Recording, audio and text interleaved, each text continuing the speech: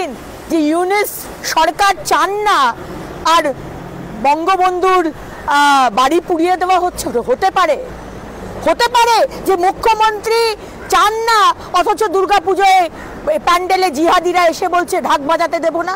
হতে পারে যে বলছে কার্তিক পুজো করতে দেব না দে গঙ্গায়, বা বলছে লক্ষ্মী ঠাকুর ভেঙে দেবে ফলতায়? হতে পারে না, কারণ পুলিশ প্রশাসন হচ্ছে সেই সরকারের।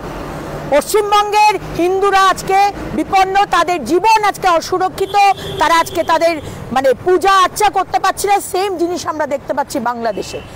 ইউনুস সরকার সব জানে, জেনে শুনে, কিন্তু তিনি একজন এত শিক্ষিত মানুষ হয়ে কি করে এই ধরনের অশিক্ষিতের মতো কাজ করেন, এটা আমার কাছে সত্যি একটা খুব পলিটিক্যাল রাইভালরি থাকতে পারে। আপনার অন্য দল, এই অন্য দল ছিল, করাপশন চার্জেস, তার জন্য আদালত আছে, কিন্তু ইতিহাসকে আগুন জ্বালিয়ে দেওয়া, নষ্ট করে দেওয়া, আপনি একজন শিক্ষিত মানুষ হয়ে কি করে এগুলো করতে পারলেন মোহাম্মদ ইউনুস? আপনার কাছে আমাদের প্রশ্ন। কোনোদিন যে ইউনুস সরকার চান না আর বঙ্গবন্ধুর বাড়ি পুড়িয়ে দেওয়া হচ্ছে? হতে পারে যে মুখ্যমন্ত্রী চান না অথচ দুর্গাপুজোয় প্যান্ডেলে জিহাদিরা এসে বলছে ঢাক বাজাতে দেব না? হতে পারে যে বলছে কার্তিক পুজো করতে দেব না দে গঙ্গায়, বা বলছে লক্ষ্মী ঠাকুর ভেঙে দেবে ফলতায়? হতে পারে না, কারণ পুলিশ প্রশাসন হচ্ছে সেই সরকারের।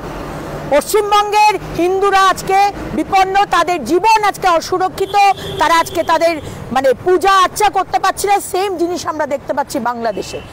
ইউনুস সরকার সব জানে, জেনে শুনে, কিন্তু তিনি একজন এত শিক্ষিত মানুষ হয়ে কি করে এই ধরনের অশিক্ষিতের মতো কাজ করেন, এটা আমার কাছে সত্যি একটা খুব পলিটিক্যাল রাইভালরি থাকতে পারে।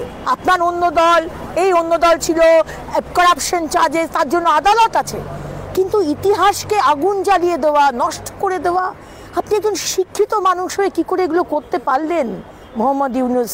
আপনার কাছে আমাদের প্রশ্ন। আমাদের ভিডিও ভালো লাগলে লাইক এবং শেয়ার করুন, কমেন্ট সেকশনে গিয়ে জানান আপনাদের মতামত। আরও ভিডিও পেতে আমাদের চ্যানেল সাবস্ক্রাইব করুন এবং প্রতি মুহূর্তে খবরের আপডেট পেতে প্রেস করুন বেল আইকন।